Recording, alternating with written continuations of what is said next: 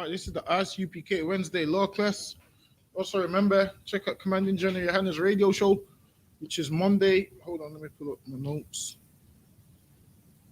Give me 1 second.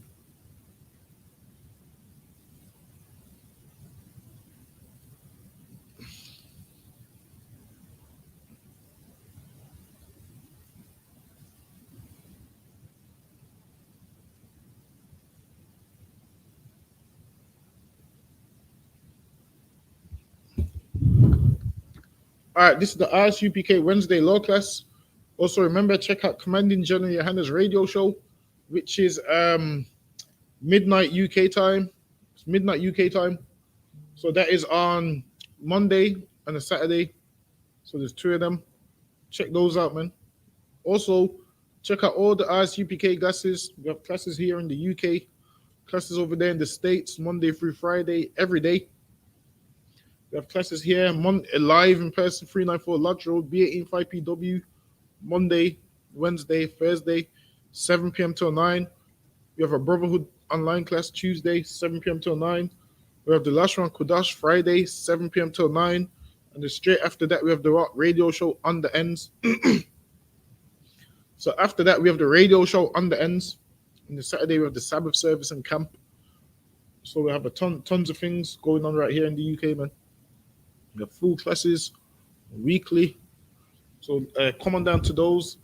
So today we're going to go over the difference between being poor and having poor money management. There's a difference. So there's a big difference between someone who's poor and someone who has poor money management. So today we're going to go over what the difference is, man, and how to better manage your money, and how not to be so slack with your money, spending it on stuff you don't need. We're going to go over all of that. We're going to give you wisdom in them aspects. So we're going to go over all of those things. Hold on, let me just take a look at these notes.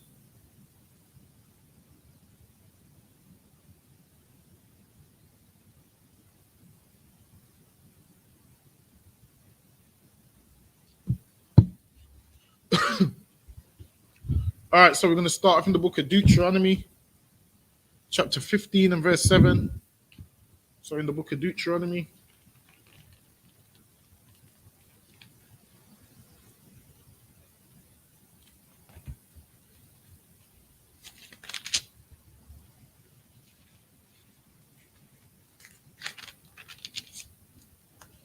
All right, we're in the book of Deuteronomy, chapter 15 and verse 7.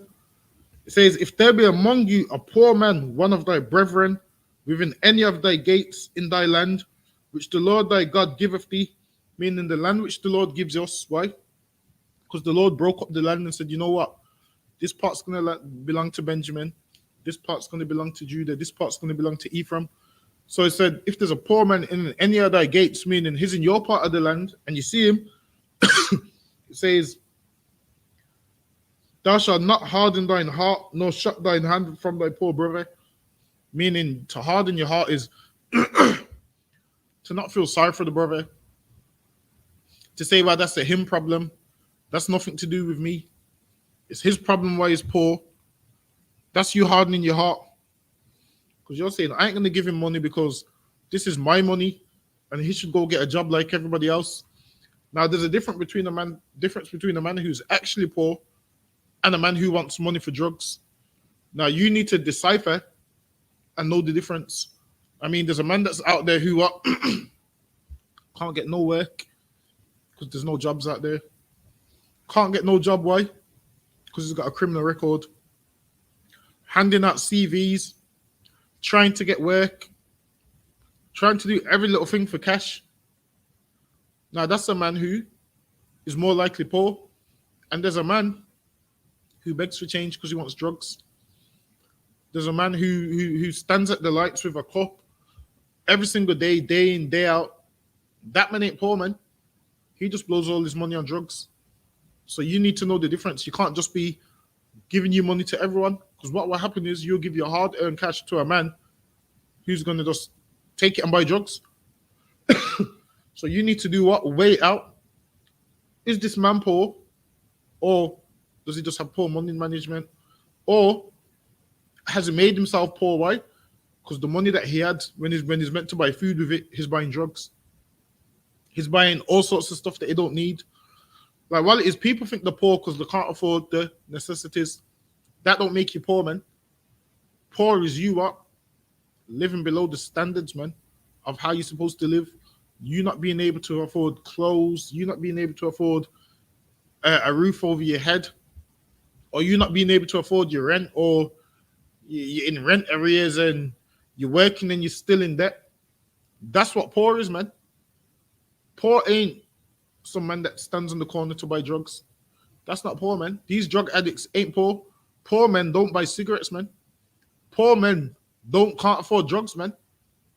Poor men can't afford none of these things. But these people who's hustling, yeah, they ain't poor, man. They're out there on them corners asking you for change, and you think, yeah, I'm doing this and God's gonna bless me by giving this drug addict change. Nah, man. That drug addict is just taking advantage of your good nature and hustling you. Comes across like he's poor, but guess what they do? They round up all their money and then they go and buy drugs. They put all their money together, then they go and buy drugs.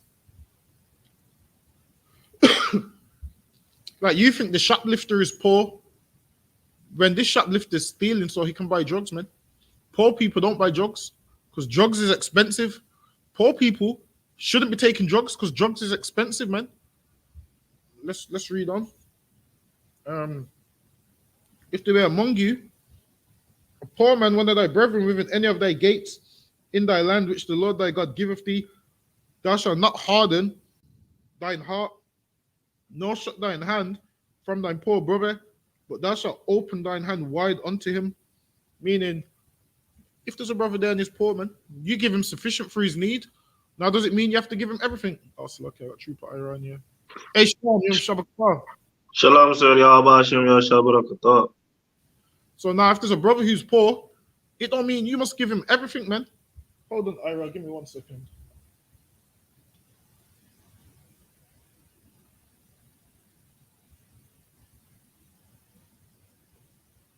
There you go.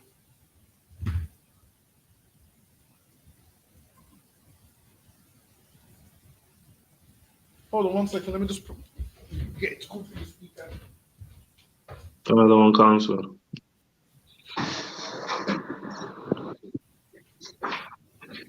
Go ahead, Ira, say something. 1 2 1 2. Checking 1 2. Yeah, that's 12.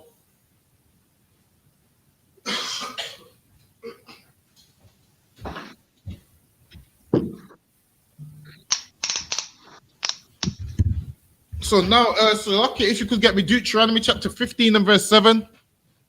Now, the difference between being poor and poor management, that's what we're going over today, man. Why? Because some people have expensive spending habits and they ain't got that kind of money to be having them expensive spending habits, man.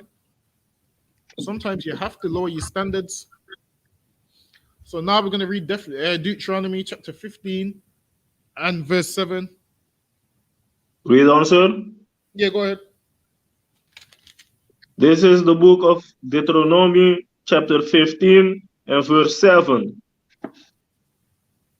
If there be among you a poor man of one of thy brethren within any of thy gates in the land which the Lord thy God giveth thee, thou shalt not harden thine heart, nor shut thine hand for thy poor brother.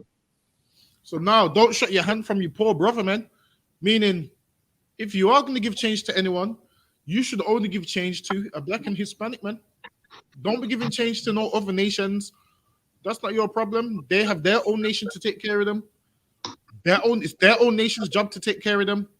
That's right. It's your job to take care of your nation. But you have to be very circumspect. What you don't want to do is give over money to a drug addict. That's the last thing you want to be doing. Because he's just going to do what? Use that money and buy drugs. Your money right there, the money that you give to that drug addict, that just buys his drug dealer some new rims on his car, man. Because he goes and gives that money to the drug dealer. and the drug dealer just buys some rims for his car, or buys himself a new car off of your money. You thinking, yeah, I'm doing a good deed, giving this poor man money. You need to know how to decipher between the two. You need to know what poor is and what isn't poor. Go ahead, Ira. Another one comes. Verse 8. But thou shalt open thine heart with wide unto him, and shall Meaning what? Now, when surely. you say why not to him, it don't mean you give him all your money. It don't mean you move him in your house. You give him all you got. It means just don't hold back, man. The brother's poor, needs some food, and you're in a position to help, man. You go give him some food. You go give him some food. Get him a coffee. See if you got any friends that need work done, man. Ask him what skills he's got or whatever, man. See if you can get him a job or something, especially if you're an player. See if you can give this brother a job, man. Go ahead.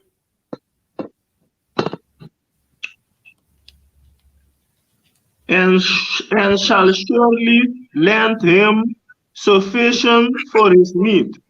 It says what? And shall surely lend him sufficient for his need. That's For the his key need. part. It says, shall surely lend him sufficient for his needs. Lend him, which is something sufficient for his needs, man. You don't give this man money so he can what? Go and buy drugs. That's not what he needs, man. You don't give this man money so he can go and buy a BMW or a Mercedes. That's not what he needs, man. What he needs is what? Raiment and a roof over his head and food. That's what That's you need, right. man. The basics to life. That's what you need. But now, what some people do is make themselves poor. Why? Because they have poor money management, man. They know they're getting a certain wage, and then they blow it before it comes. Or sometimes you can't help it because the wage is so low. But most of us make ourselves poor. Read on. Another one comes. In that which he wanted.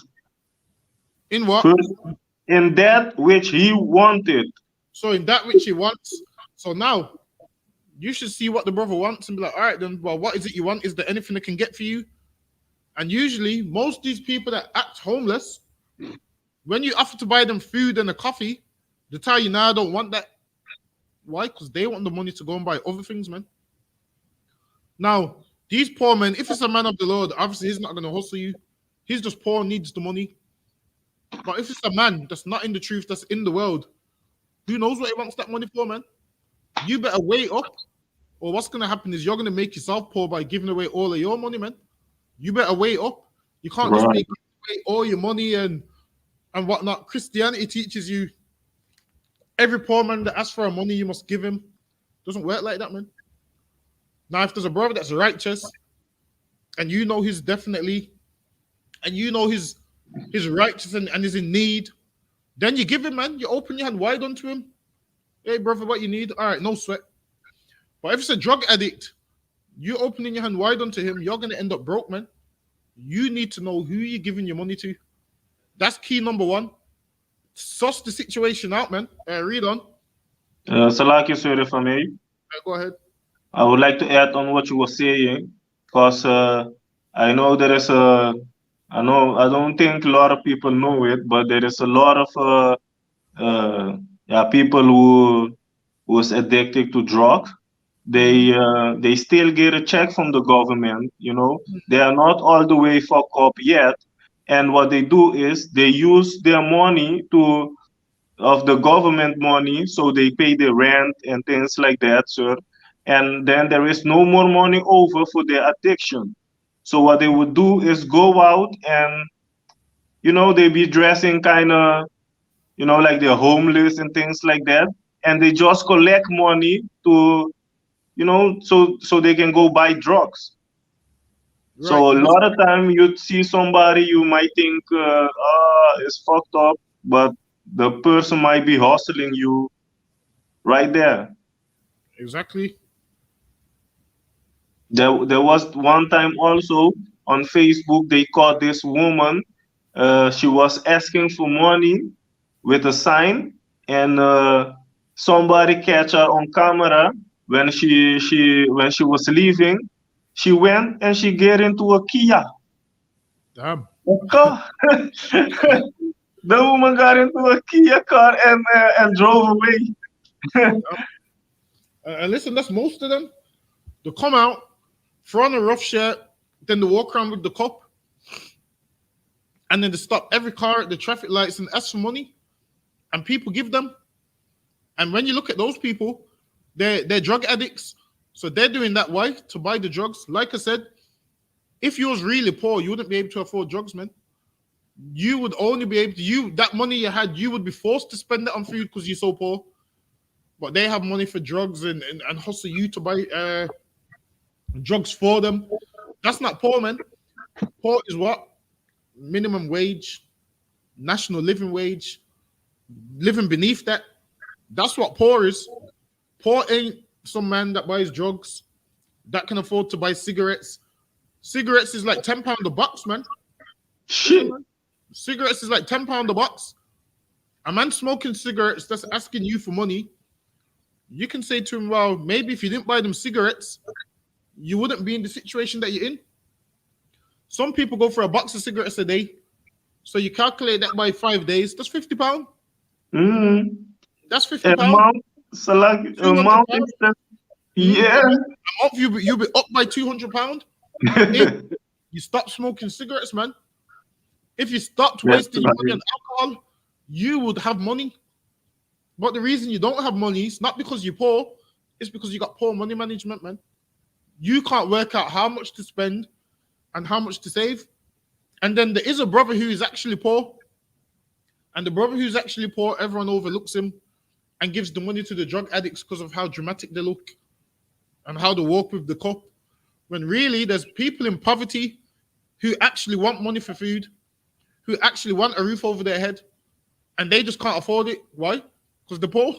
Now, those are the people you open your hand to, man. Don't be opening your hand to a man who just brought a box of cigarettes. Don't be opening your hand to a man who just brought a bottle of Hennessy, which is like £25 or something. That's not poor, man. Because poor people can't afford them things. Drugs is for rich people, man. Because they can afford it. Now, you buying drugs shows that you ain't poor, because you would take that money and do what? Buy a tin of corned beef, buy some rice. The money you spend on cigarettes, that is enough money for you to have shopping for maybe 2 weeks, 3 weeks, for what you spend on 5 boxes of cigarettes.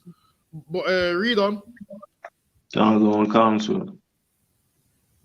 Verse 9. Beware that there be not a thought in thy wicked heart, saying, the 7 year,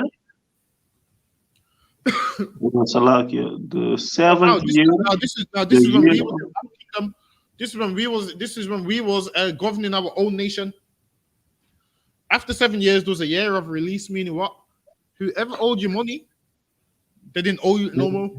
So this is saying, yo, before this 7 years, don't do. Hold on 1 second.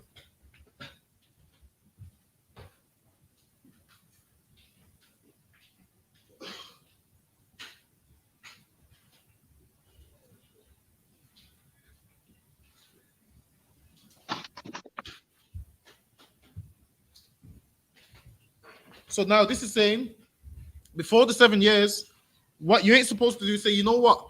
I'm not going to lend this brother no money because it's the year of Jubilee and I'm not going to get my money back. And if you're looking to get your money back, most people will be like, I'm not going to borrow it because then by law, he don't need to pay me back. Whereas before this, by law, if you lend to a brother, then the brother will have to pay you back. So then they would come to this year and be like, by law, he doesn't have to pay me back, so they wouldn't borrow it. Read on. Another one come. Is at hand, and thine eyes be evil against thy poor brother. And then you don't want your eye to be evil against your poor brother. Your poor brother wants something, and you're looking at him like, oh, look at this bum. All he wants is money from me. All he wants is this. All he wants is that. Listen, man, if you can help someone, your brother out who's poor, you help them out, man. If you can help out a poor brother, you do it, man. Even if it's just getting him a bottle of water, getting him a coffee, getting him a sandwich, you help him out, man. Or if it's you just giving him some spare clothes, Like, I've never understood why black people do this. With their spare clothes, what do? They take it to a charity. Don't take your spare clothes to a charity, man. Go give it to what? Your poor brothers, man. Go give it to people of your race who need clothes, man. That's Go right. give it to people of your race. Don't go give it to some charity. Because what that charity does is they sell it in the charity shop, man. You give them for free. And they sell it in the charity shop to make money. You think, yeah, these clothes is going to poor people. No, man. What you do is you go find a brother who's poor and say, you know what? I got some shoes you can have. I got a jacket you can have. You go give that to him, man. Instead of you giving it to Oxfam and them places where it doesn't go to black people. Give your clothes to black people, man. Obviously, if you're clearing out your house and there's clothes you don't want, go give them to black people, man. But you don't want to be disrespectful and give a brother something you wouldn't wear. Like, you don't want to put clothes in there which is all ripped up and whatnot. Because then your brother will see the clothes and then he might be offended. Hold on, he's only giving me this because the jeans is all ripped out on the kneecaps and whatnot. The jeans is all faded out. Like, clothes that you're going to throw in the bin because you know that they're not wearable, still put them ones in the bin. Now, if you are going to give a brother something, make sure it's at least wearable, man. You don't want to give us something which is fit for the trash, because then you might offend your brother, man. Basically, you're saying, "Oh, throw this in the trash," but you're so low, I'll give it to you. Basically, you're trying to say his trash, man.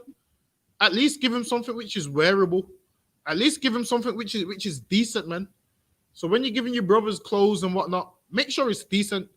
Don't be giving them stuff which is all faded and washed out, which is ready for the bin. Don't do that, man. Give them stuff which is wearable. Why? Because this is your brother, man. And if you're in that situation, you'd want a brother to give you clothes which is wearable. You'd want to put on clothes and feel, a brother gave me some clothes and the clothes he gave me is good. Not he gave me just his garbage that I had to throw in the bin after half a wear. Listen, man. Be mindful of what you're giving to your brothers. Don't give them no trash clothes which you was going to put in the bin anyway, because then it's offensive to them. And the Lord don't want us to offend our brothers, man. So give them something which is decent, man. Don't offend your brothers by giving them garbage. Don't offend your brothers by giving them something which is rubbish, man. Don't do that, man. It's offensive to the brother. And the brother's in a low state. And understand this. Them roles can switch real quick, man. We could be in a low state one day. Then they could be giving us clothes. And then they can be like, you know what? Well, you gave me some washed out jeans. Let me give you back some washed out jeans. You're going to be sitting there, hurt, man, thinking, why are people treating me like this? Always remember, every time you see a poor black man, always think, that could be me, man. Every black man you see, it should be like looking in the mirror. Every black man you see should be like looking in the mirror, man, because he's your brother, and you could be in his situation. He could be in your situation, man. So we need to treat each other better than we do. Now, rich or poor, that don't determine nothing, man. Now, keeping God's commandments, that's what it comes down to. That's what it comes down to, man. This brother could be filthy poor, but then he could be a righteous man. Guess what? The Lord looks at him as greater than you, even though you got all these riches. Just because this world puffs you up and makes out you some big celebrity and rolls out the red carpet for you, but guess what? A poor black man is better than a rich sinner, man. A poor black righteous man is better than a rich sinner. And the poor black man will have favor with the Lord over this rich sinner. The Lord don't care about your money, don't care about your wealth, don't care about none of that, man. That's the things that this world cares about. But when we die, we have to stand before that throne. Your riches ain't going to be with you, man. What is going to be with you is what you done while you was in the earth. The deeds you done, man. Your works. That's what's going to be with you. That Mercedes ain't going to be. You're not going to be sitting in the Mercedes in front of the Lord. You ain't going to be sitting in the most expensive clothes in front of the Lord. What the Lord's going to do is open that book, and it's got nothing to do with your riches, which is written in that book, man. What is written in that book is what? The laws that you broke and the laws that you keep, man. And if you're unrighteous, then there's a punishment for you. And if you're righteous, there's a reward for you. So being rich and poor has nothing to do with anything, man. Treat the same way you treat a rich brother, you should treat a poor brother, man. Treat them both with respect. Why? Because they're a brother before anything, man. they're a black man or a black woman before the money, before their job, before their career. They're a nigga first, man. And you better treat them right.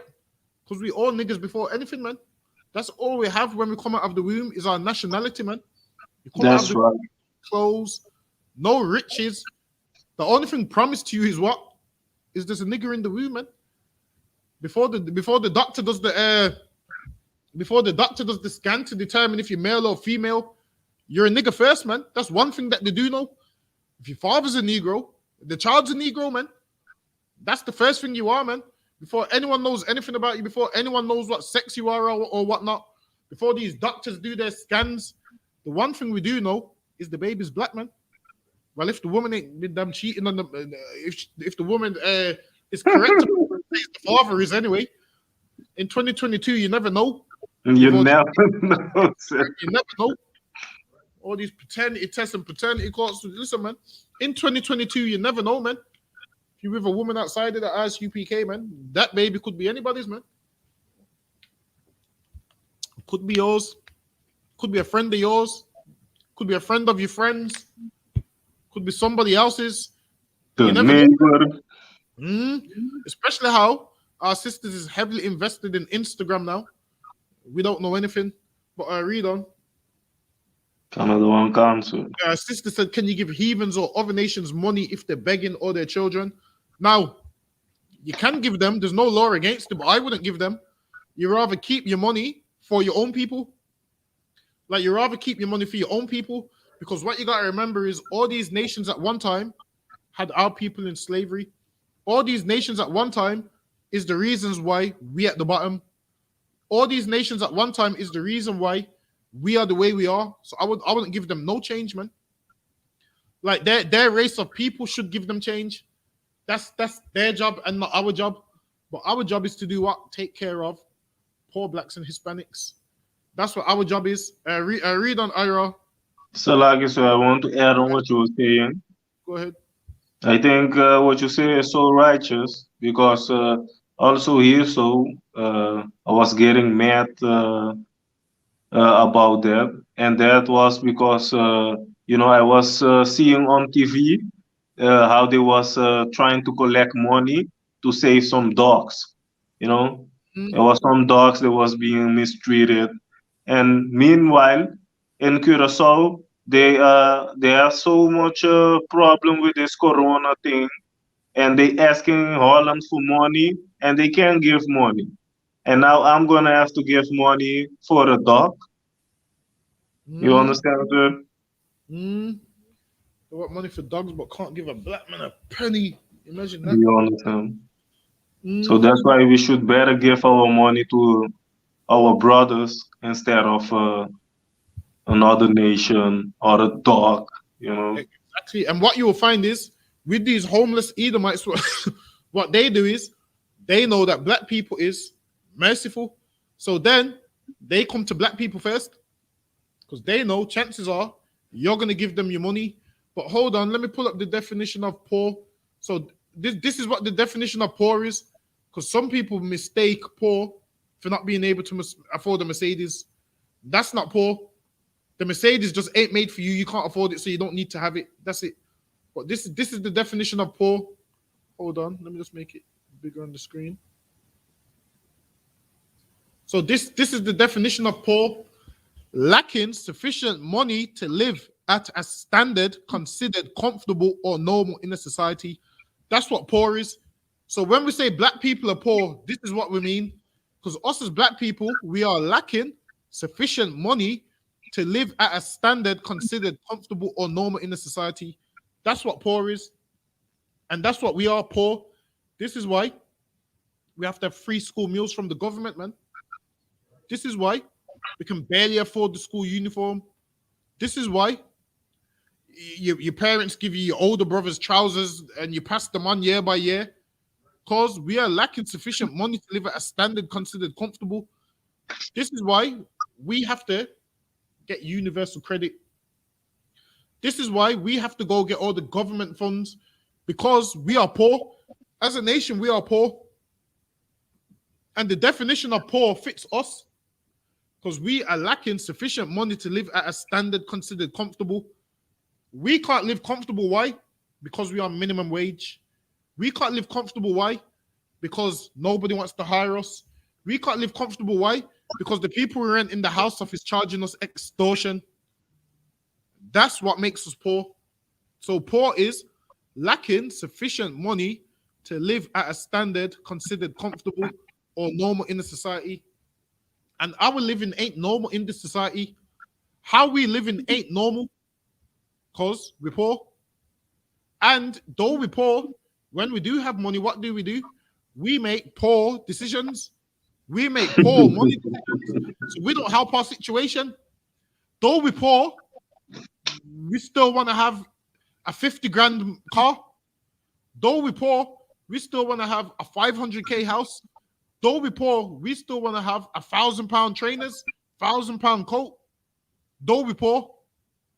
So what people do is they work, and then they blow all their money on something which is stupid, something which they didn't need. So sometimes we make ourselves more poor than we need to be with this poor money management. Now we're poor, but what do we want to do? Get a mortgage which is £600-700 a month. Get a car which is £350 a month, whereas you could have just got a car which was £100 a month.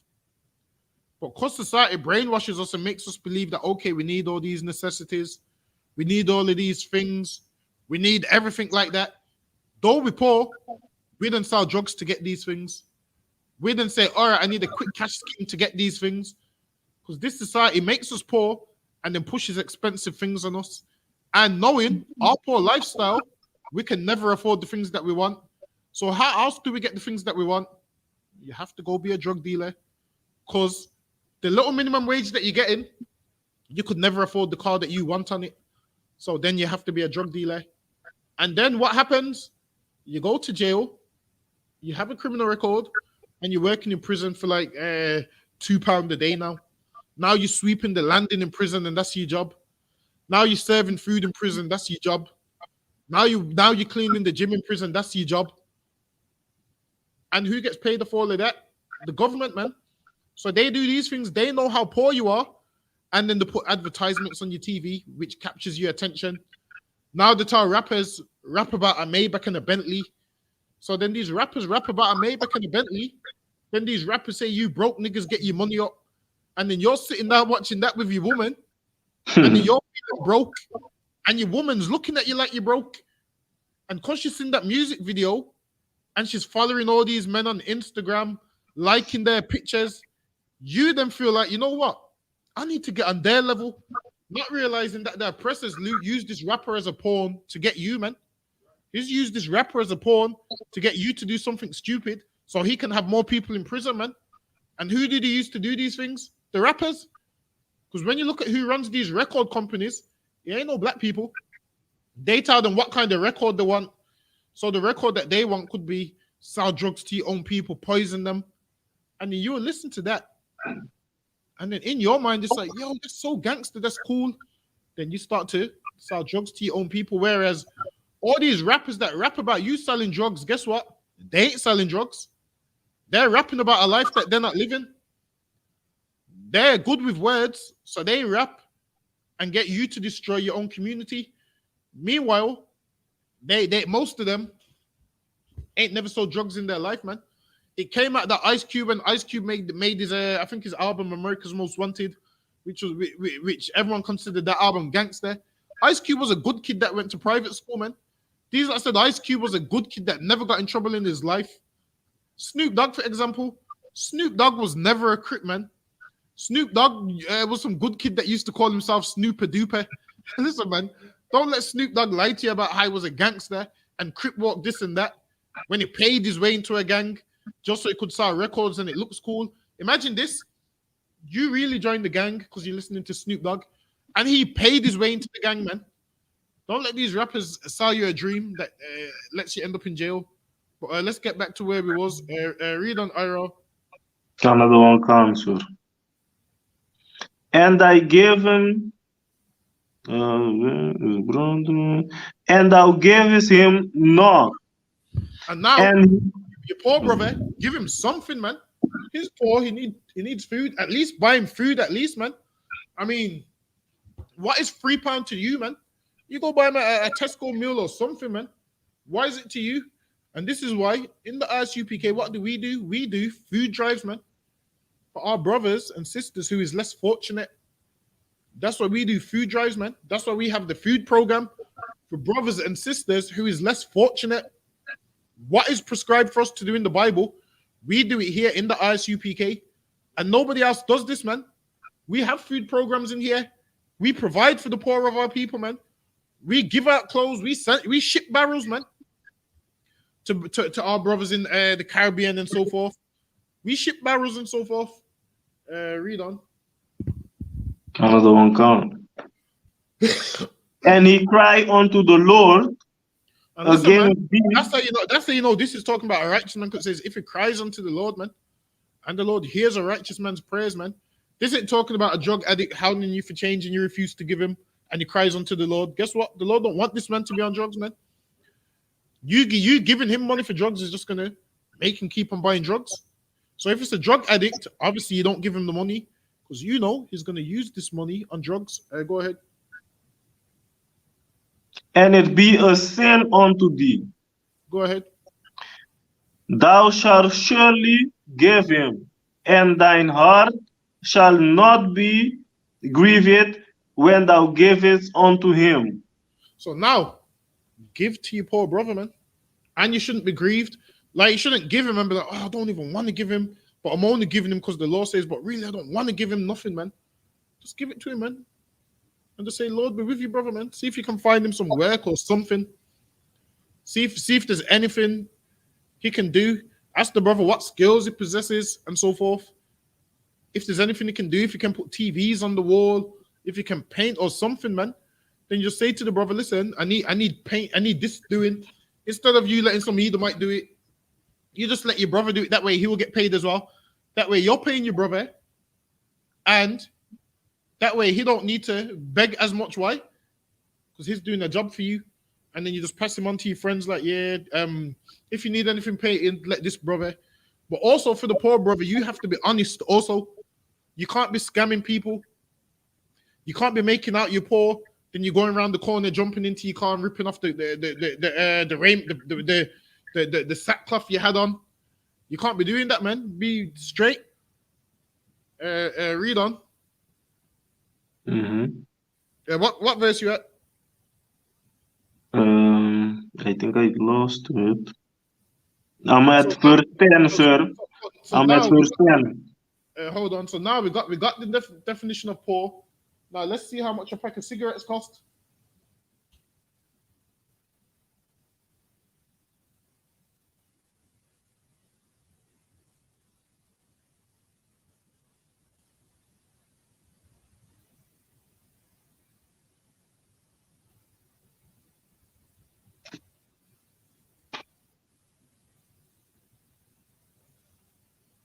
Hold on. Give me a second. What's the one most people buy quarters? Is it the $20? Marlboro. I ain't heard of that one. Cigarettes, 20 pack. Let's see.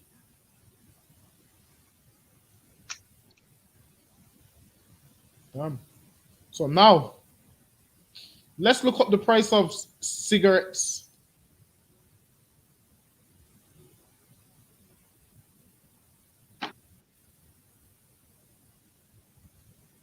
So now, hold on, let me just.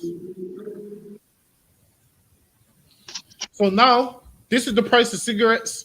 Varies between £8.80 to £13.50. So now, listen, man. Black people's funds are so low, we shouldn't be smoking, man. Because a box of cigarettes varies from £8.80 to £13.50. Now, quarters are pull me up. How much a bag of rice costs? Pull me up how much a bag of rice costs and a bag of pasta costs, man. Let's see what you could do with that £13.50, man. Instead of buying cigarettes. A man that has cigarettes, he ain't poor, man. Cigarettes is for rich people, man. cigarettes cost between £8.80 to £13.50. You know what you can get with £13.50?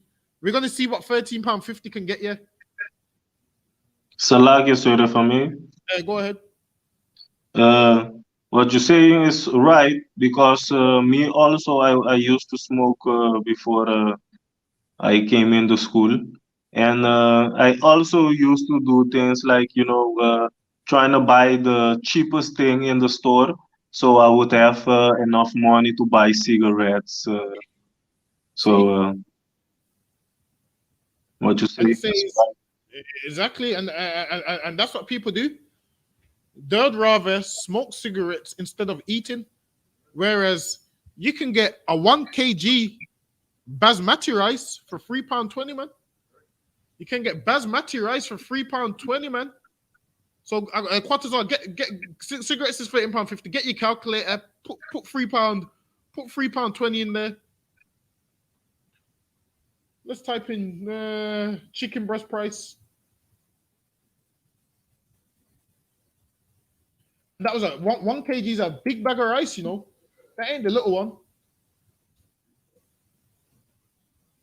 All right, chicken breast prices. All right, Iceland's got some chicken breasts for £3.25. Now put that in your calculator, £3.25. We at 6.45. That's £6.45. That's still cheaper than cigarettes. No. Now you need some sauce with it, sir. Let's put in what the Edomites eat: Bisto chicken gravy. Let's see how much Bisto chicken gravy price. You want to put some gravy on your chicken and rice? Let's see how much that is. Bisto chicken gravy cost £3.20. Now put that in there. 3.20. We at 9.65. That's 9.60. 65. Let me throw in a bottle of Coke as well. Yeah, you have to wash it down with something. Exactly. Let me throw in a 1 liter Coca-Cola. That is £1.09. So we had 10. We had £10.75. Yeah, 10.75. Okay, let's get the kids a custard and cake. Let's see how much ambrosia custard costs. Let's throw some custard in there, Ira. Ambrosia custard. Ambrosia custard is £1. Add that £1 for the custard.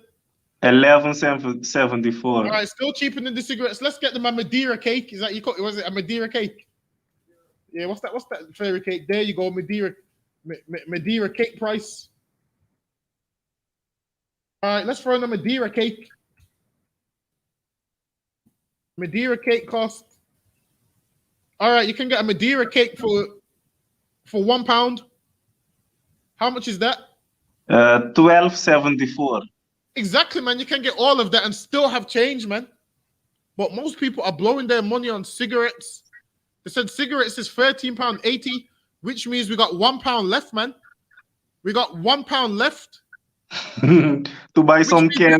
Which means we're throwing another Madeira cake, man. Throwing another Madeira cake. So you mean to tell me what one box of cigarettes costs £13.80, and you can get all of those things? So what's all those? So Lucky, have you got the list of what we named? Sir, I counted on my head. I remember we had. But I do. Yeah. So instead of buying cigarettes, you could buy chicken breasts, 1 kg of basmati rice, whereas that rice will last you ages. You can buy Bisto gravy. You can get 2 Madeira cakes and custard and a bottle of Coke, man. But instead, people would rather buy cigarettes. They'd rather buy cigarettes and smoke. Whereas for that same £13.80, look at all these things we just got for that same price, man. And how long does it take someone to go for $20? Salaki, what was the question? How long does it take for someone to go through 20 cigarettes? That probably be like at least a day, at most 3 of 2.5 days. Damn. If you smoke alone, if you're sharing, they might go in 1 day. Damn. And look what you could do with £13.80. All of those things we just named, man. All of those things for £13.80 we just named. And you'd rather spend that on a box of cigarettes. This is why we need to get it together, man. We need to get it together. But when you have an addiction, you won't see where your money's going. You would just see, you know what? I'm going to spend all my money on this. I'm going to spend all my money on and my addiction. Now, another thing with poor money management, let's say, all right, let me pull the next one.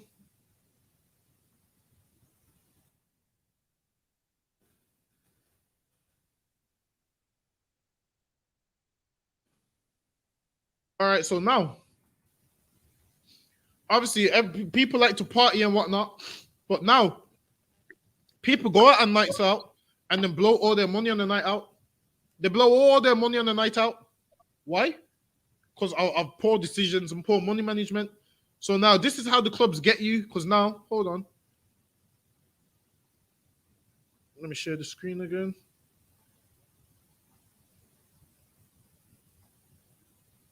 So now, hold on. Let me just make it large.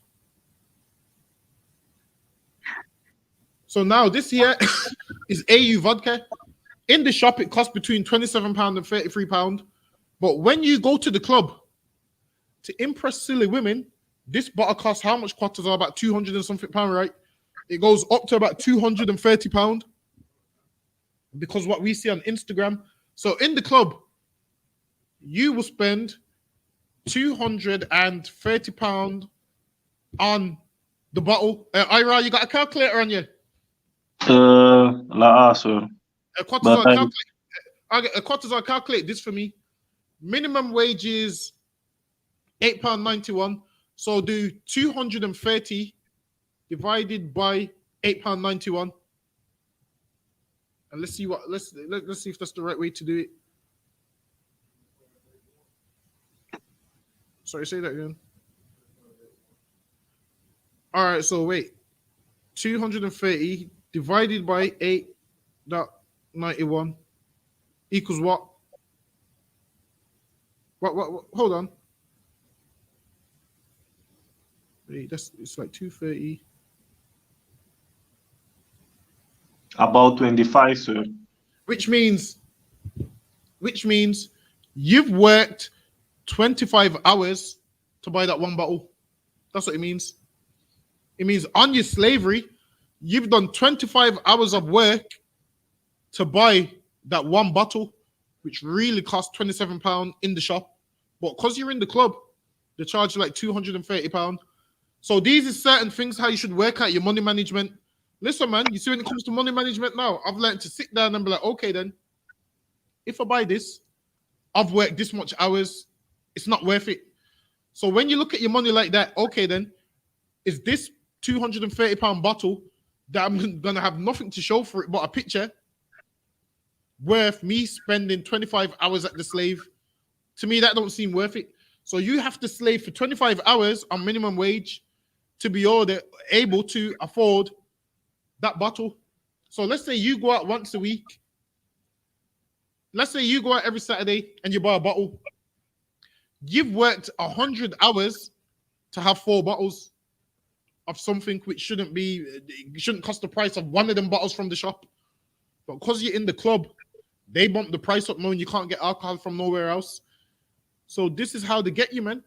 Listen, this might sound cheap, but quarters are, man, you pre-drink before you go out, man.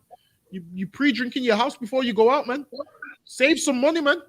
Instead of going there and spending 250. Now, if you got the money like that, then do it. But if you don't, if you're not going to be asking someone, can you borrow me this? Can you borrow me that? Then don't get the bottle. Why? Because obviously you're trying to not live in your means.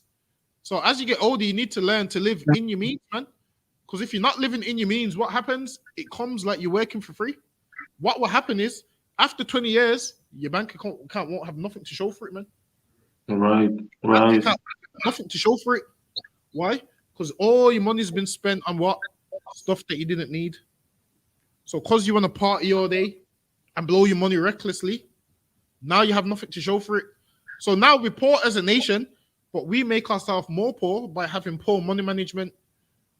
This is why it's very important to kind of know how to manage your money, know how much you're making, put some aside, man. On average, they say you should save 20%. They say you should save 20% of your wage, but obviously everyone's different. Now, some people's bills cost more, but if you're just blowing that extra 20% on nothing, then you're being a fool with your money. Because what's gonna happen is a rainy day is gonna come when something breaks on your car and you ain't got the money to repair it, man. Something's gonna come when something breaks unexpectedly, and then you can't get that thing sorted till payday. So if you can save, man. Like, you don't want to blow all your money in one setting. And listen, we've all done it. We've all been there. We've all got paid on Friday and blew it by Saturday. We've all been there. But as we get older, we need to have better money management. Ira, you can drop that. Give me 1 Timothy chapter 6 and verse 8.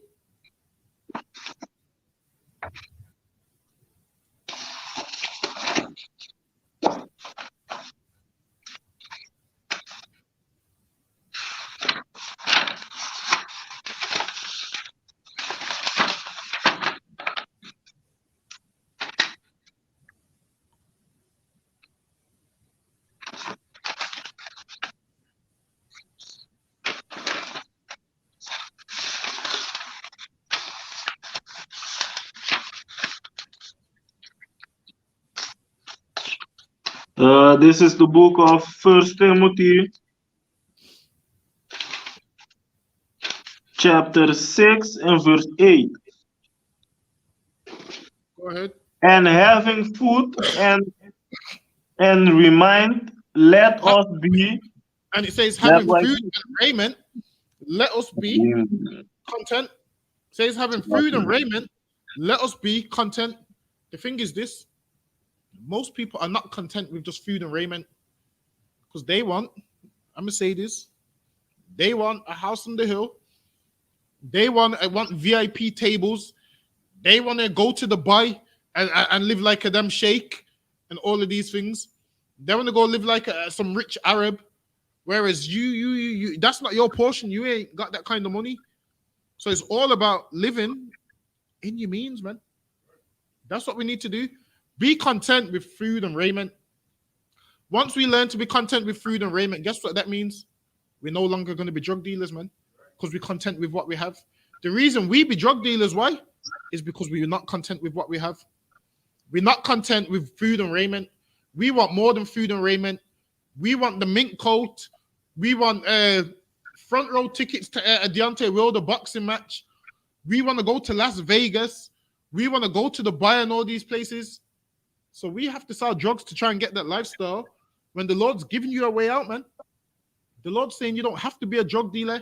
The Lord said, be content with food and raiment. Read that one more time. And having food and raiment, let us be therewith content. And this is the thing. A drug dealer is not content, man. This is why they say, I'm going to sell drugs. And then when I make enough money, I'm going to come out of the game. A drug dealer is never content. They're never going to leave the game, man. They see how easy that money comes, and they're never content. So they keep doing these things until they have to go to jail, until they have to do a 5-year sentence, until they have to do a 10-year sentence. Why? Because they wasn't content with the food and raiment, man. If you're content with the food and raiment, you ain't going to go above and beyond. Be content with the food and raiment, man. The Lord said, be content, man. This ain't our kingdom. Who cares if who cares about being rich and not rich, man? Focus on keeping these law, statutes, and commandments, man. Focus on being right with the Most High, man. With food and raiment, be content, and everything else will be added onto us, man. Everything that we need will be added onto us. Read that one more time. Another one can. And having food and raiment, let us be therewith content. It says, having food and raiment, let us be there content.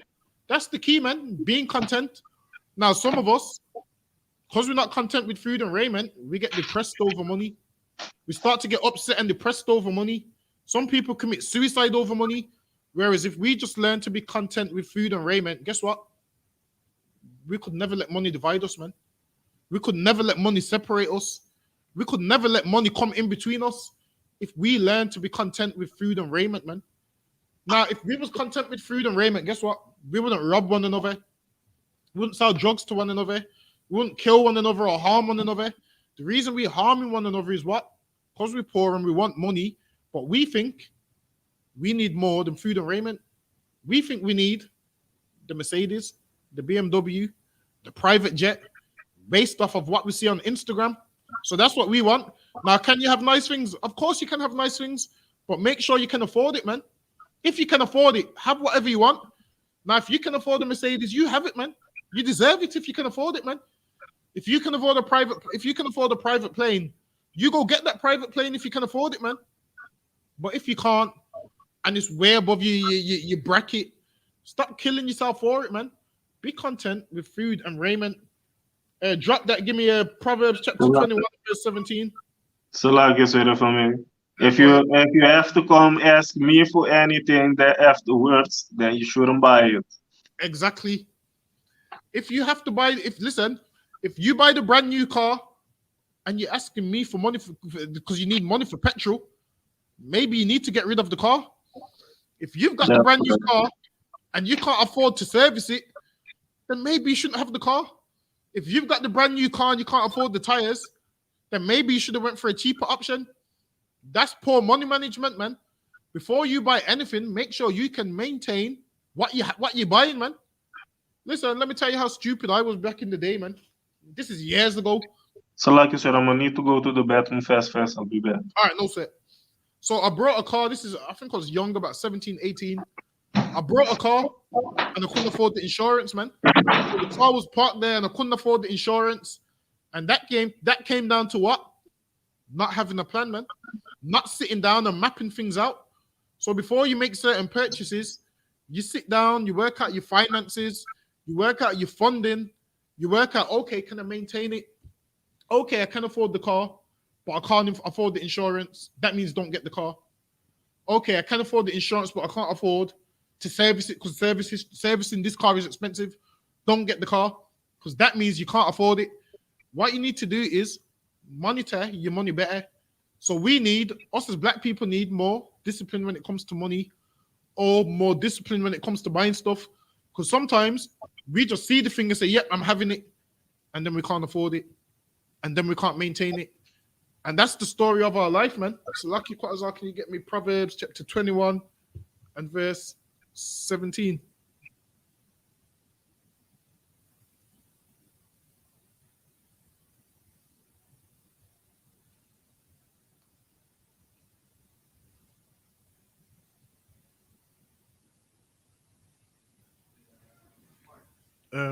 Is it you got it? Yeah, go ahead. This is Proverbs chapter 21 and verse 17. He that loveth pleasure shall be a poor man. He what? He that loveth pleasure shall be a poor man. This is why most of us is poor, because we love what? Pleasure. We love pleasure, man. So he that loveth pleasure shall be a poor man. Right. Listen, man.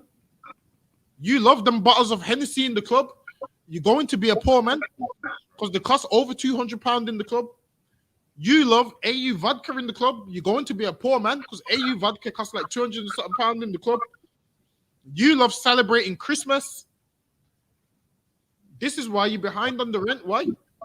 Because all that money you took to go spend on pleasure, you should have been paying your rent, man.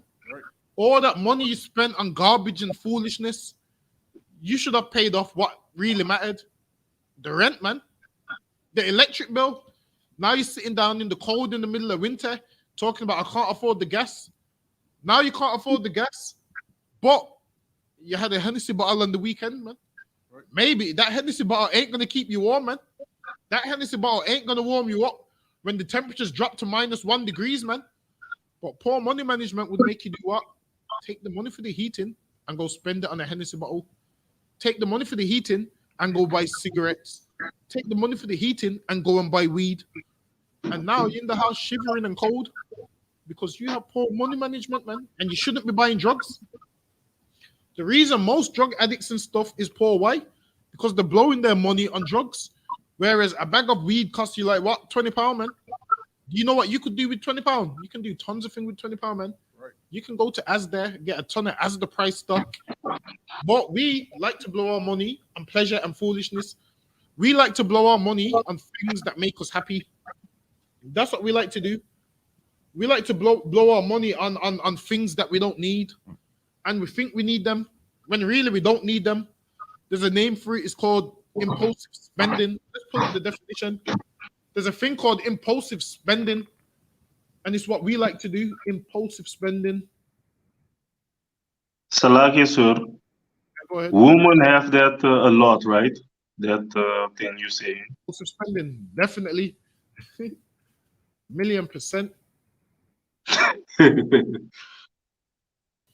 Impulsive spending is, all right, let's see what impulsive spending is.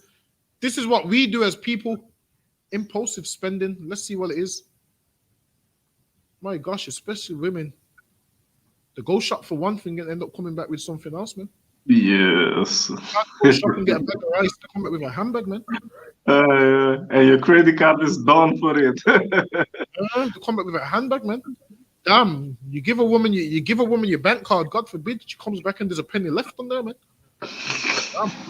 Damn, you have to give her the exact change. You have to give her the exact change down to the last penny, man. Or she's gonna come back with a handbag. Oh, it was just nice. I couldn't resist it. It was just nice. I couldn't resist it. All right, this is what impulsive buying is. It's the buying of goods without planning to do so in advance as a result of sudden whim or impulse. This is what we need to stop doing, man. Impulse buying. You go out for one thing, come back with what you went out for, man. Some people go out to go town to, go buy one thing and end up coming back with a million things, and then they've done broke into their bills money. Them impulse buying got you spending your rent money. This impulse buying got you spending the electric money. Why? Because you just had to have them AirPods. Imagine this. You went out to buy an iPhone charger, but you come back with AirPods. And these shopkeepers are trained on impulse buying. They're trained to see someone and sell you other products. That's what they do. They sell you other products because they get commission. They don't care that you're going into your rent money. They don't care that you can't afford it. And then this is what you say. You say, you know what? It's a one-off. Let me just buy it. And then now you can't afford your rent because you've gone into the rent money. Now you've overdrafted your bank card. This is why banks give you credit cards. Why? Because they like it when you overdraft. Why? Because they put interest on it, man. They get interest on them overdrafts. And imagine there's a reason why you overdrafted. You overdrafted because you couldn't afford it. And then now they take more money out of that off of you overdrafting, which means you're always going to be in debt to them, man.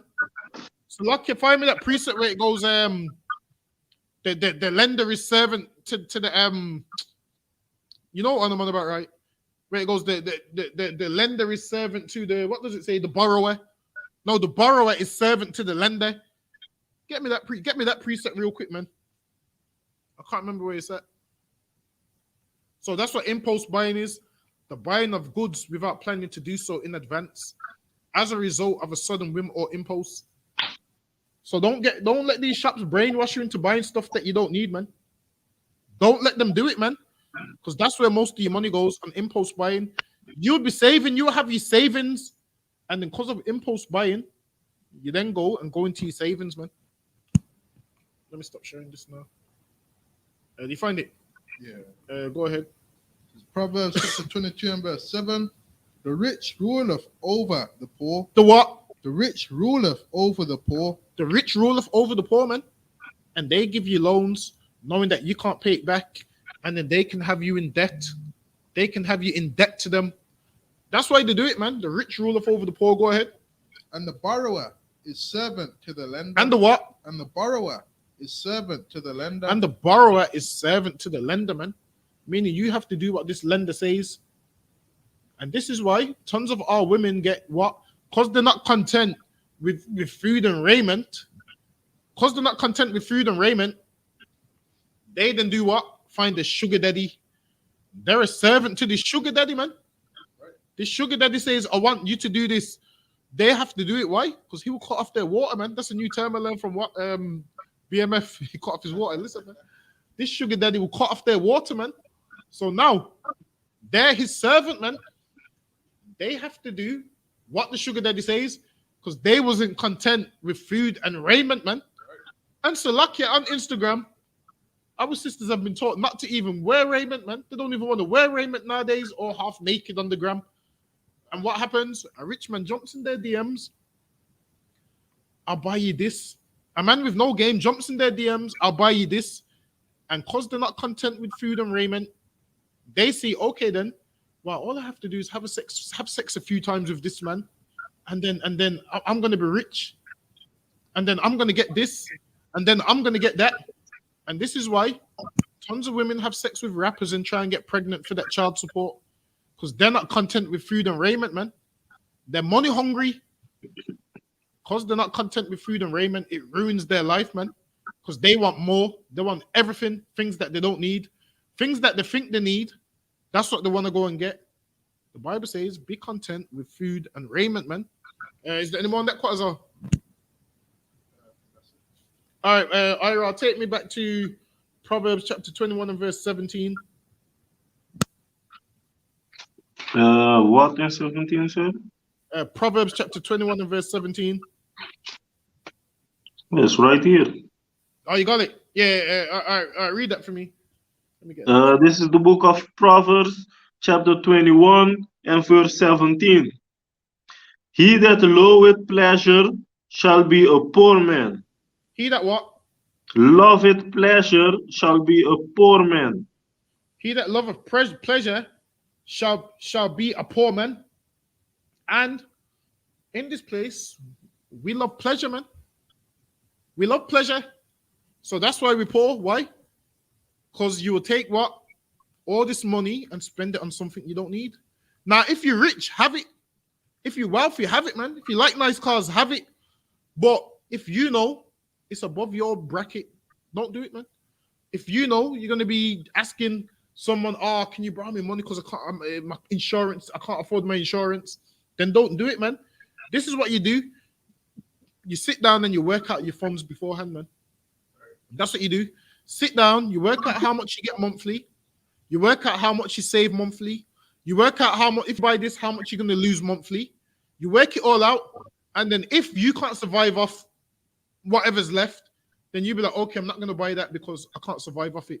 I'm going to second my skin and just not get it. That's what you do. I'm going to second my skin and just not get it. Instead of you saying, oh, you know what, forget it, I'll worry about it later. And then you stress yourself out. Then you're stressed because now you're bound to a contract to some car or some house that you knew you couldn't afford.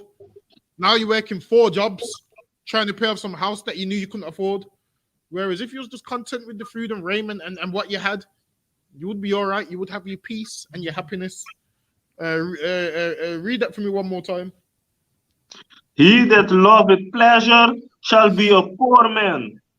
So now, he that loveth pleasure shall be a poor man. So now, and there's another thing how they catch us. They catch us all out like this. Let me share the screen. It's a thing called brand loyalty. Hold on. Let me share. Let me get it.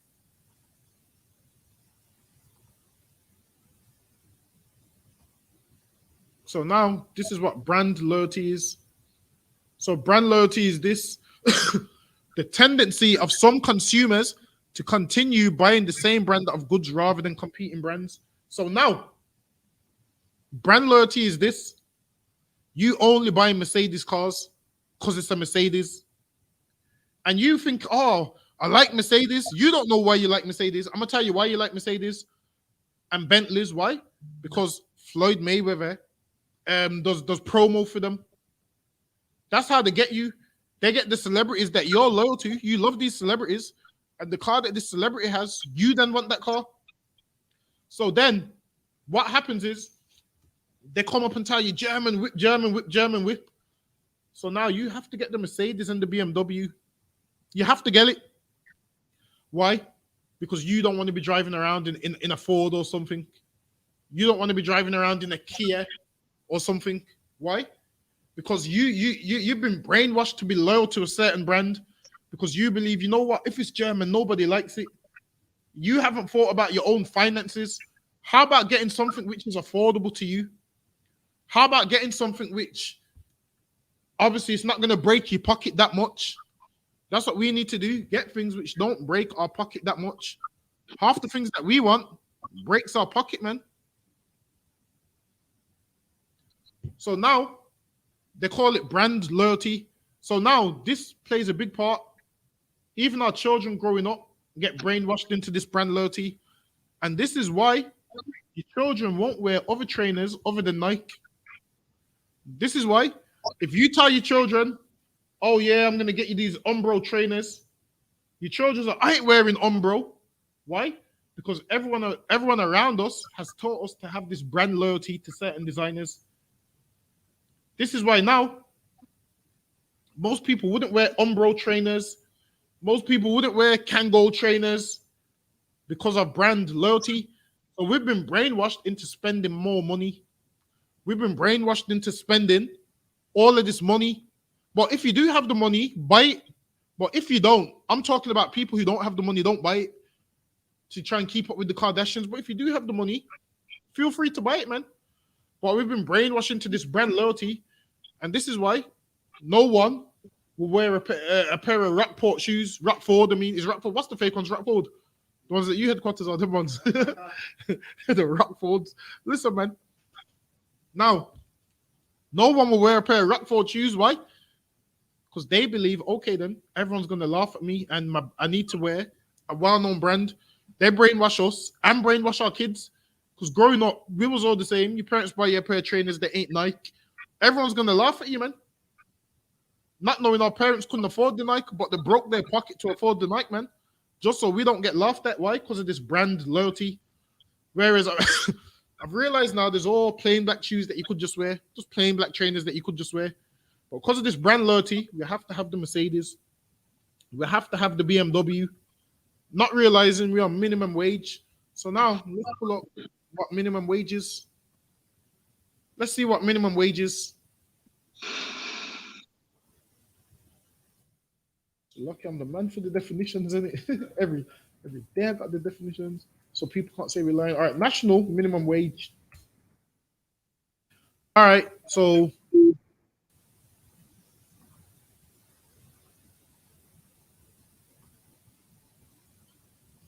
all right, so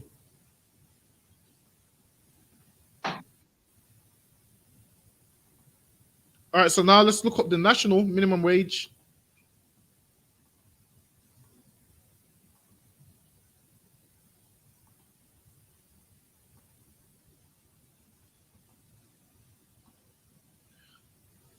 Hold on. All right, so this is national minimum wage. 23 and over. As of now, it's £8.91. But in April, it goes up to £9.50. So under 18 is £4.62, £4.81. 18 to 20, £6.56. And it's going to go up to £6.83. So now, minimum wage is £8.91. So pull me out a calculator. Get your calculator from the Quatazar. So the average work week is what? 40 hours? Right. All right, then. So now give me £8.91 times 40. Let's see how much you make a week. £8.91 times 40. 356. Times that by 4. 360. It's what? So you get 1,425, and they take 21% tax, right? Take off 21% tax.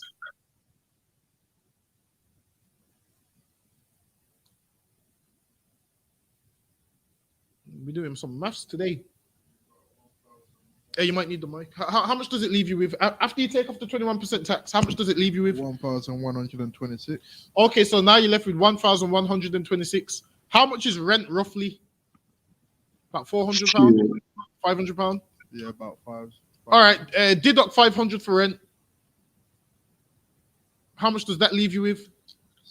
No more money. It leaves you 626. let's say shopping for a month is about what, £200? 200 Deduct £300 pounds. for the food shopping. 426. It leaves you with £426. So now you're left with £426. And then most people take out what? To keep up with the Kardashians, they take out a car finance, right? And for that, they get the latest cars, which is about what, £350. Now deduct £350 for the car finance. Salaki, sir, you forgot the electric and the water bill. See, I ain't even got to that. So now you That goes deduct. before. I'm gonna get to that. So now you deduct the £350 for the higher purchase cars. The reason you're getting it on the higher purchases is because you can't afford it, man. We need to not get caught up with all this stuff, man. So now you've deducted that £350. How much money is left? £76. £76. Yeah. There you go. And this is why we don't have no money, because all of these things, man. So now, if you're paying £350 for the car, now you're left with £76. All right, then take that £350 off the car, add that £350 to the £76.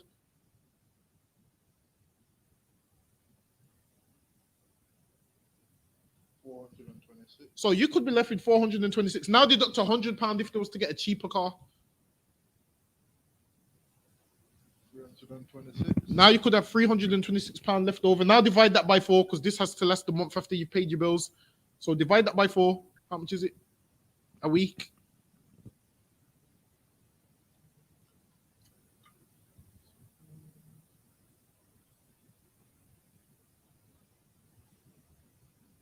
Shit, you still can buy that bottle.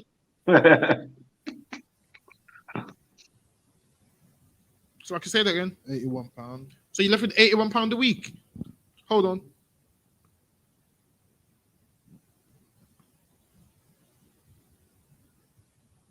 You're definitely gonna have to pre-drain So if you're you're left gonna with how much after you pay all them things? £81. So after all that, you're left with £81. Listen, man, that's what we living on, man. So now, you know what? Actually, start. So now you've got £81 a week, right? Yeah. Now you got £81 a week, man. After you pay off all the bills, this is what poor is. The oppressor don't live like that. Why? Because he's in a job where he's getting what? At least 2,005 minimum a month. Now you're getting about 1,200 a month. And once you pay your rent, once you pay off your car, listen, I didn't even get to include petrol or none of them things, man. I didn't get to include none of those things, man. And this is why, if you can have a rib, man, you have a rib and you like go half on the rent, man. You go half on the rent, you got an extra 250, man. That's right. Help meet, man. A man and woman is supposed to be a help meet. We ain't supposed to be out here alone, man. Rent is too expensive to be alone, man. You better be out here and get a help meet, man. That way you can have an extra £250 to go with your £81 a week. That's right. Hold on, where was we?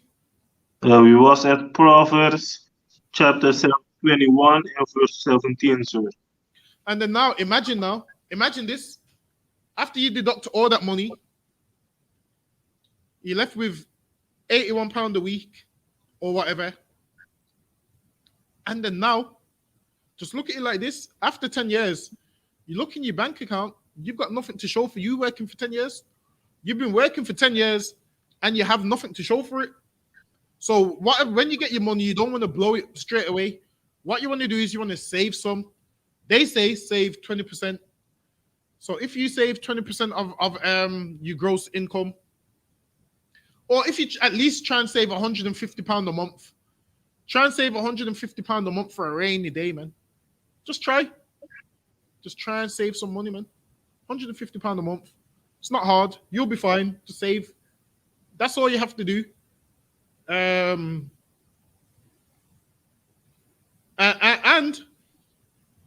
before you buy anything, work out the cost, man. Like let's say you want to get let's say you want to buy something on finance or whatever. This is how you work it out.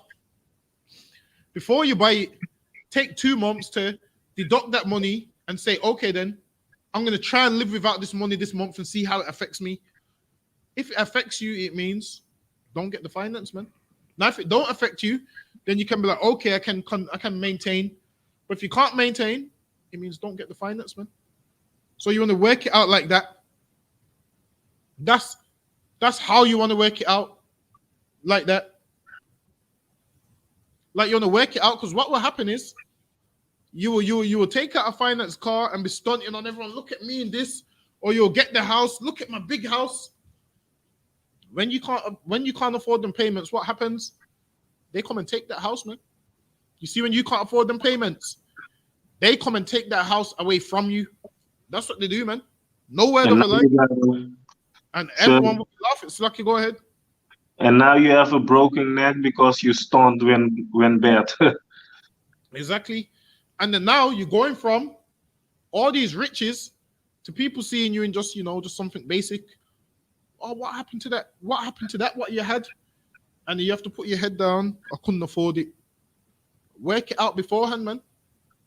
Before we make terrible decisions, we need to work these things out beforehand, man. Everything we do, work out the cost.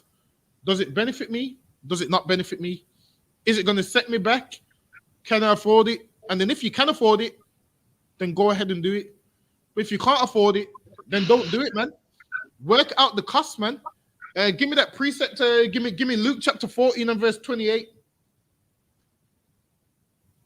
Give me the parable of Christ, man. I just need 2 lines in it. Give me Luke chapter 14 and verse 28. This is the book of Luke, chapter 14 and verse 28. So like him. For which of you intending to build a tower stated not down first? It says which one of you what? Intended to build a tower, set it not down first. Go ahead. And counted the cost. And whether Christ said, which one of you go to build a tower and don't sit down and count the costs? You need to sit down and count the costs. That's what you need to do, man. Sit down and count the costs. Before you buy anything, sit down and count the costs. Christ said, which one of you that goes to build a tower doesn't sit down first and count the costs? Meaning Christ knew about money management, man. Christ knew about how you're supposed to manage money and work it all out and count your money and make sure you got enough. Before you buy anything, make sure you've got enough, man. Instead of having terrible money management. Read on. Right. Whether he has sufficient to finish it. Whether he has what? Sufficient to finish it. Make sure you count the cost to know if you've got enough money for the servicing, man. If you've got enough money, if you've got enough money for the mortgage, if the roof caves in, man. If you've got enough money, if the boiler goes, man. Make sure you've got enough money sufficient to finish what you're starting, man. If you're paying payments and installments, make sure you know you're gonna have enough payments to finish up paying it. Why? That way the bailiffs don't come out, man. Read that from the top. This is Christ teaching you money management out of the Bible, man. The book of Luke, chapter 14 and verse 28. For which of you intended to build a tower, set it not down first, and counted the cost? Which one of you don't sit down first and count the cost? This is what us like do as black people. We don't count the cost, man. We just see a bit of money and say, yo, I'm going to get this. And then you end up in debt. You end up taking out loans, end up falling further behind. Did you know that they said that 80 or 90% of debt comes from people living above their means, wanting necessities that they can't afford, wanting things that they don't need, believing they need them. That's how you put yourself in debt. By buying things that you don't need, man. By overspending, by not counting the costs. Christ said, which man goes to build a tower doesn't count the costs. Why? Because understand this, when you're building a tower, you need money for brickwork, you need money for mortar, you need money for windows, you need money for scaffolding. Now, you can just buy the bricks, but then what happens when you need money for the scaffolding? Be careful how you part with your money so easily, man. Be careful on what you're buying. Because then you ain't working out the costs. And then what happens? Then you have to give back whatever it was you took out and whatnot. So work it all out before you do these things. Read that again from the top. Canada one can. For which of you intended to build a tower, set it not down first and counted the cost? Listen, anything you buy, man, you sit down and you count the cost, man. Work it all out. Do I have enough money for it? Can I afford it? Is this beneficial? Can I keep these payments up? If the answer is no to any of them, maybe you need to reconsider. But you sit down and count the cost, man. This is wisdom, man. Sit down and count the costs. Read on. Whether he has sufficient to finish it. Now, if you're going to start something, if you're going to be bound to a contract where you're paying for something, make sure you have sufficient money to finish it, man. Read on. Make sure you can afford your insurance, your petrol, your gas, your electric. Make sure you can afford all of that, man, before you go and buy a necessity that you don't need. Go ahead. Verse 29. Less happily, after he had laid the foundation, and it's not able to finish it. And it's what? And is not able to finish it. And it's All what? that. Salaki, sir? Read that again. Canada one can, sir. Verse 29. Less happily, after he had laid the foundation and is not able to finish it. And this is what people do, man. They take all their money, they get the foundation, meaning they get the first thing, and they're not able to maintain it, man. This is why so much of us have bought houses and then can't afford the repairs. Imagine buying a house and you can't afford the repairs. That's what we do, man. You work it all out first. Imagine buying a car and not being able to afford the servicing. You've got the foundation thing, but then you can't afford the rest. Read that verse one more time. Canada one can, sir. Lest happily, after he had laid the foundation and is not able to finish it. Let's lay the foundation and is not able to finish it. And that's what happens when you have poor money management, man. You buy things without counting the cost. You buy things without working out your finances. You buy things without working out, can you maintain this type of lifestyle? And you're unable to maintain that lifestyle, man. You're unable to maintain the thing that you purchased. You're unable to do all of these things. Why? Because you didn't sit down and count the costs. You didn't sit down and work nothing out. You didn't sit down and work out the funding on if I can maintain this, if my monthly allowance, if I'm willing to lose this big chunk of my wages, if I'm going to be able to survive off of what I've got left. You didn't sit down and count the costs. And then now you're crying. Now you're depressed.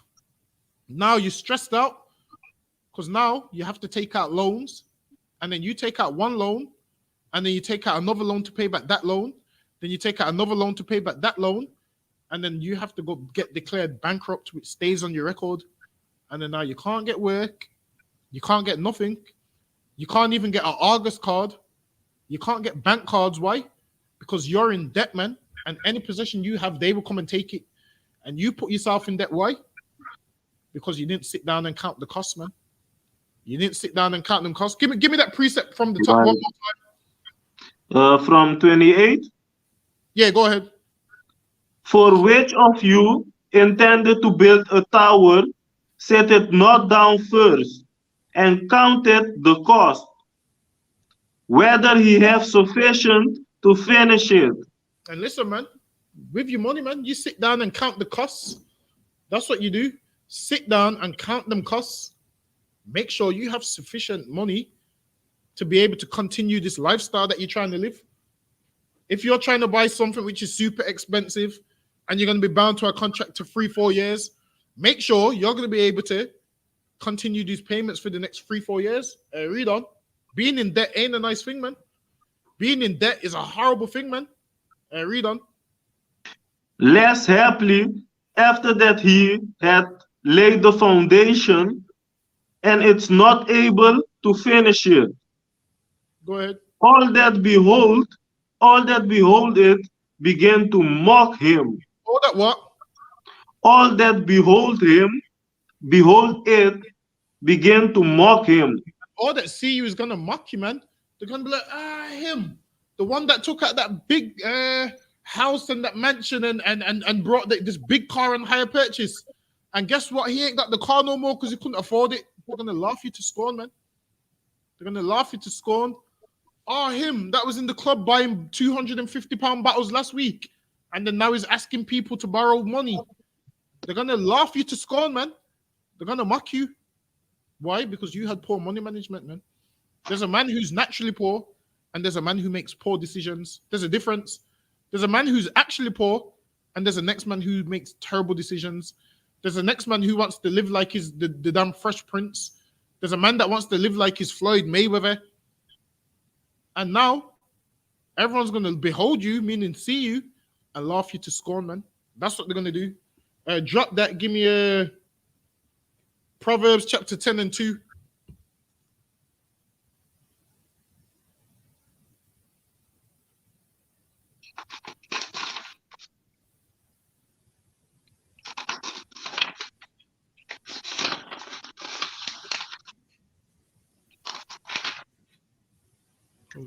This is the book of Proverbs, chapter 10 and verse 2. Go ahead. Treasure of wickedness profit not, but righteousness deliver from death. Wickedness profit not, meaning people live a life of crime for treasure, which is money. It doesn't profit, man. All of that doesn't profit. And the reason we do this is why? Is because we're not content with food and raiment. So now we have to do wickedness to get treasures, man. We have to do wickedness to get money. We have to kill, rob, and steal, like what they tell us to do every day on the radio. But righteousness profits, man. Be a righteous man. Being righteous is better than you being some rich sinner. You'd rather be a poor righteous man than a rich sinner. Read on. But righteous deliver from death. What? But righteousness deliver from death. But the righteousness delivers from death. Meaning, look how much of these rich folks die horribly, man. Look how much rich rappers you see getting shot to death in the street, man. Mo Free driving up the freeway getting shot in his truck and that, man. King Von, all of them, Tupac, Biggie, all of them, man. Rich niggas being murdered, man, while being killed. Why? Because they ain't serving the Lord, man. And their riches couldn't save them. They had all the money in the world to buy bulletproof vests, to buy bulletproof cars. Listen, man, they're dead, man. And their riches couldn't save them. All the £1 million don't save niggas from death, man. But righteousness can save you from death. Millions of riches and money couldn't save Kobe Bryant from that helicopter coming down, man. But righteousness delivers from death, man. Only righteousness can save you. Now, money is a defense against being poor and certain things, but righteousness saves you. You can't buy your way into the kingdom of heaven, man. You can't buy your way into the Lord's favor, man. It don't work like that. The Lord don't care about your money. When he wants to make the move on you, he's going to make the move on you, man. And if you're not being righteous, he's going to make that move on you. That's right. Go ahead. So now when you see these rich men, man, don't envy them. Don't feel like, they're better than me because they're rich. Guess what? You're better than them, man. Because you're righteous, man. The thing is this. Nowadays, all the women love, obviously, the rappers and the rich men of this world. But in the kingdom, the tide's going to turn. They're going to love righteous men. Why? Because that's what's going to be glorified in the kingdom. Righteous men. Right. Righteous men is going to be on the TV. What you're going to see is righteous men on the TV, and women's going to be like, "Ooh, let me shoot my shot. Let me jump in his DMs." You're going to be what they want. Whereas nowadays, these women want the sinners and the drug dealers and the criminals. Let them have them. That's fine. They can have them. That's not a woman that you want anyway. Because that kind of woman is only going to leave them for somebody that's richer anyway. What you got to realize is a woman that's entangled in this world and is in love with money, she's only going to leave you for a nigga that's richer than you. For somebody that's a bigger baller than you. She's only going to leave you for that anyway. So understand this, with them, that woman that's with them is short-lived anyway. Soon as they go to jail, she's on to somebody else. Soon as he goes to jail, she's on to somebody else. Whereas in here, you get a woman that loves you for you. You get a woman that loves you for who you are, and not for your money, not for your pockets, not for your riches, not for your wealth. She loves you for who you are. That's who she loves you for. You rather get a woman like that. Whereas it means, because she loves you for who you are, it means if you do lose everything, she's still going to love you because she was never with you for all the necessities and the accessories that you have. Whereas these women ain't really in love with that drug dealer. She's in love with the accessories that it comes with. She's in love with the handbags you can afford to buy her. She's in love with sitting in the passenger side of the Mercedes, snapping the dashboard. Now, if he loses that Mercedes, she ain't going to catch the bus with him. But you, your woman's going to catch the bus with you because she loves you whether you're in car or whether you're on foot. So who cares about these hoes that's into all these rich drug dealers and whatnot? Let them have each other, man. They're made for each other. Let them have each other. Whereas with you, you're going to get a woman that's not using you for your money. A woman that loves you for you. You'd rather that because that's what matters. Once all your riches goes, these women usually leave also. If you're getting women in the world and you're enticing them with the riches that you have, you're enticing them with the lifestyle that they see, these women will go once they no longer receiving that lifestyle. So what you rather do is get a woman that loves you for you, and it makes life so much easier, man. Makes life so much easier. It means you don't have to sell drugs to impress someone. It means you don't have to do criminal activity to impress someone. Read on. Verse 3. The Lord will not suffer the soul of the righteousness to famish. Go ahead. But the casted. But he casteth away the substance of the wicked. He casteth away the substance of the wicked, man. Listen, man. The wicked ain't going to be living this pleasurable life forever. Understand this. If they don't repent, they're going to die. Or they're going to have to live the life that you're living, man. They have to repent. If they want to live, they're going to have to live how you live. They're going to have to humble themselves and live how you live. They ain't going to be able to be doing all that drug dealing stuff. Or they're going to die for it. Eventually, pull it this way, everyone's going to be living how you're living. So there's no point you trying to be like them when in due time they have to be like you. If they want to live, they have to be like you. Now, if they want to die, they can continue doing what they're doing. But in order for them to live, they have to be like you. The time's coming when everybody's going to live how you live because it's righteous. Right. Everyone's going to have to live the way how you're living. Those people that laugh at how you're living now, guess what? If they want to live, they're going to have to come and live like you. There's no point you trying to live like them and sell drugs like them. Why? Because their lifestyle is short-lived. Their lifestyle is a for now thing. Their lifestyle is just short-term. Whereas how you're living, you're going to be living like this forever and ever and ever and ever. You're going to die and come back, live the same way. This is how we're going to be living, man. Because this is righteous. So this is how everybody's going to have to live. And if they don't want to live like this, then they're going to die. So there's no point living like them, knowing that they're going to die. Because they're going to have to live like you if they want to live. So eventually, they're going to be doing the same things you're doing. They're going to be coming to the same feast days that you're at. They're going to be doing what? Coming to camp, doing camp with you. They're going to be doing everything that you do. They're going to be keeping all the laws that you keep. Why? Because if they don't keep them, they're going to die. And I'm sure they don't want to die. So they're going to end up having to live like you anyway. So you just keep living how you're living, man. Because they're going to have to come and be like you anyway.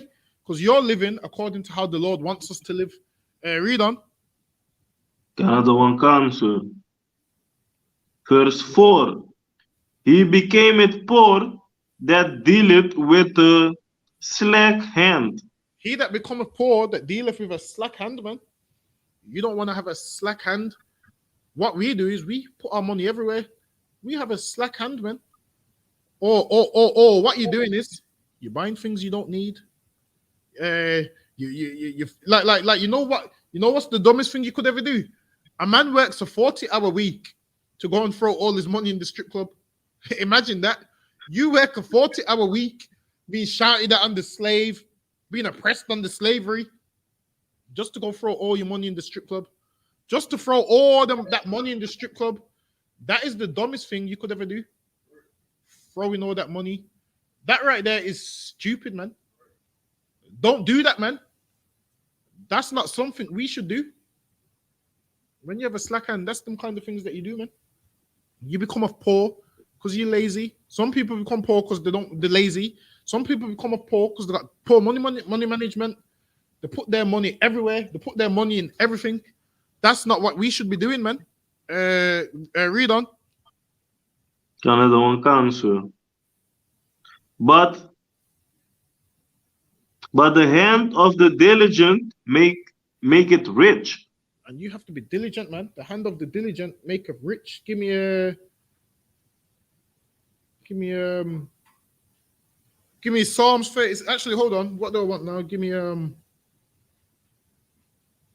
Luke chapter 12 and verse 15.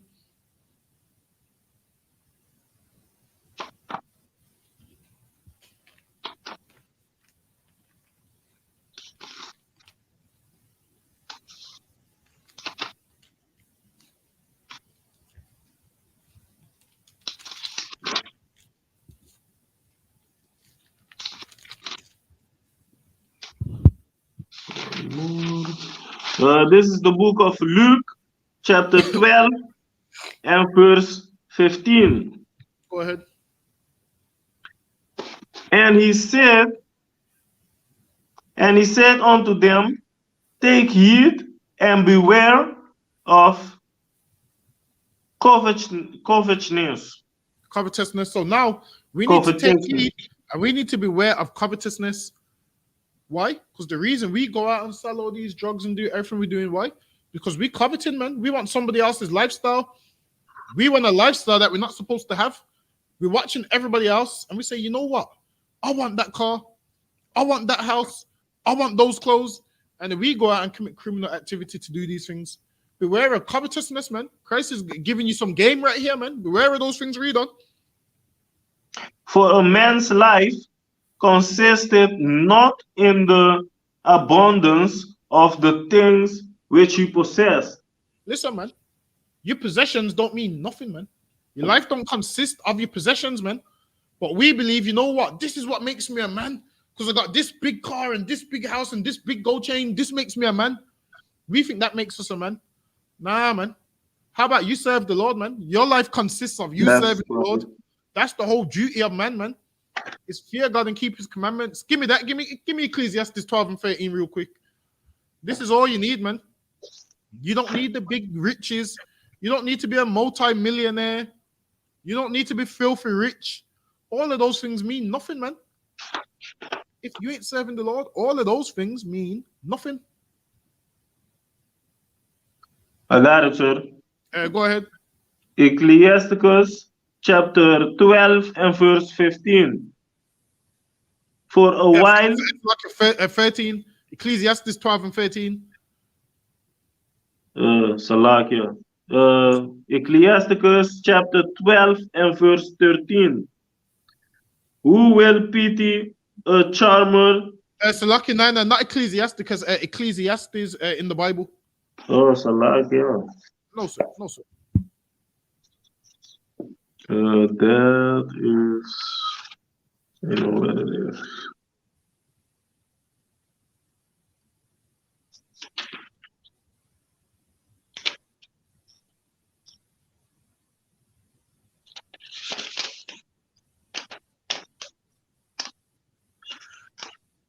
This is the book of Ecclesiasticus, chapter 12 and verse 13. Let us hear the conclusion of the whole matter. Let's hear the conclusion of the whole matter. This concludes it all. Everything which is written in this chapter previously.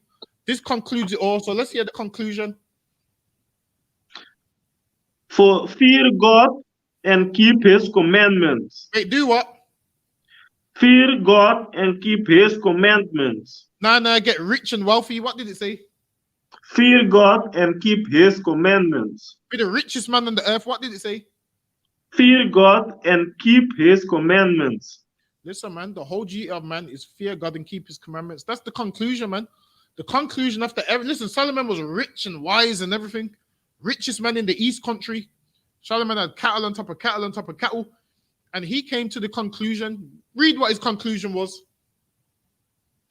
Fear God and keep his commandments. His conclusion was fear God and keep his commandments, man. That was his conclusion. That's what we need to do, man. Forget coveting and focusing on being a multimillionaire and trying to get this rap contract and be the biggest drug dealer and trying to be Nino Brown and what's Larry Hoover and all of them. Just fear God and keep his commandments, man. Read on. For this is the duty, for this is the whole duty of man. For this is the whole duty of man. The whole duty of man is to fear God and keep his commandments. Not get filthy That's rich right. and feel like, okay, I'm successful now. Get filthy rich and feel like, oh yeah, I'm successful now. When in all honesty, you're just a rich sinner, man. You're just a sinner who has money. That's all you are. Whereas to fear God and keep his commandments, that's the duty of man. With that, that brings us to the end of the class. Clap it up. We're going to discreet announcements. And we out of here. This is the I.S.U.P.K security announcements. We are the I.S.U.P.K started at 1 West 125th Street, Harlem, New York. New York. Rule for new brother and sister. When a new brother or sister comes into the school, they are off limits for 6 months. They are to be saluted only. They are here to shed themselves of the world. If they need transportation, the teacher will arrange it. After 6 months, if a brother or sister has an interest in a particular person, he or she must get permission from the head to speak to a brother or sister. There is another 6 months in which the brother and sister will court each other. After this 6 months period, brother and sister will get permission from the head to marry. Tithes, which is a commandment, Numbers chapter 18 and verse 21, Malachi chapter 3 verses 8 to 10, means 10th in Hebrew, Ma'ashara, 10% of every penny of any increase the Lord gives you, give to treasury department or teacher, priest fund, free will offering for the priest, not mandatory, whatsoever amount you would like to give. Upcoming holy convocations. Feast of Purim, which is February 14th and 15th. All Akim and Aquaf are to check the bulletin board in the hallway. If anyone wants to be a trooper in the school, start wearing all black, boots, shirt, pants, headband, and scarf. To that, I'm going to say a Madiam.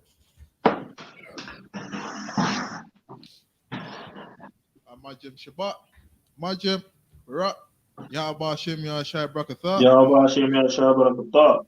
How about Shem Yahshua Kafam? Yajamata. Class dismissed.